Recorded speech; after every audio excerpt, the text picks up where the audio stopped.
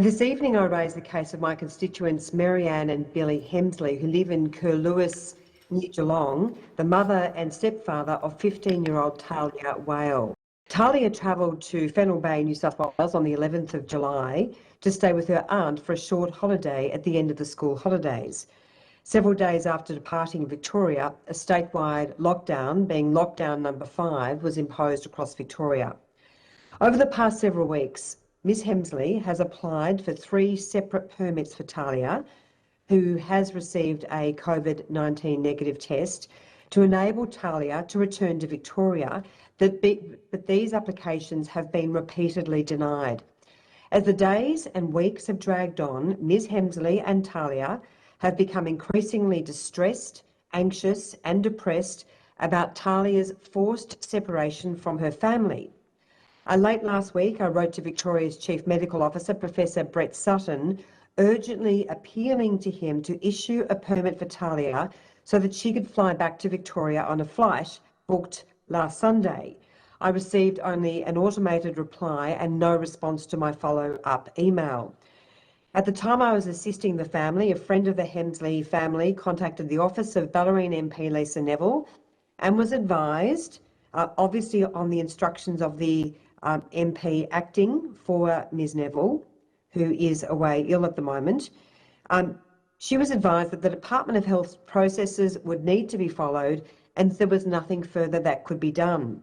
Given Talia is a minor, a child, only 15 years old, I considered this to be an untenable situation. Talia's mental health was in such decline that yesterday her mum drove to Fennell Bay to be with her daughter. Ms Hemsley has now applied for permits for both herself and Talia, but these have still not been issued despite regional Victoria coming out of lockdown number 6. Section 17 of the Victorian Charter of Human Rights and Responsibilities Act 2006 provides for the protection of the family and the rights of the child. A large body of international and domestic law makes it clear that the rights of the child are absolute. I believe the refusal to provide Talia with a permit to return to her family may constitute a breach of the Charter. That's why I'm referring this case to the Victorian Ombudsman Deborah Glass, who has done a first-class job at identifying human rights breaches by the Victorian government under the guise of public health orders and has called them out. Certainly, she's still waiting for an apology after the shocking incident last year when the public housing tower in Melbourne was locked down within minutes of notice and people were left in their units with no food or medicines.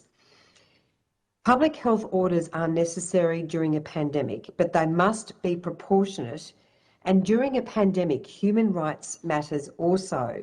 The right not to be locked in your home 24/7, as happened during the Melbourne curfew. The right not to be locked in your house with no food or medicines or support for those with a disability.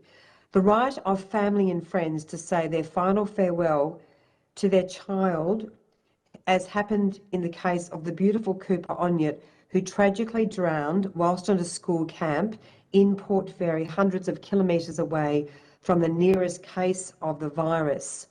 There was no funeral exemption given, and that was an absolute disgrace. Professor Sutton explaining his decision was simply a matter of equity, which is incomprehensible.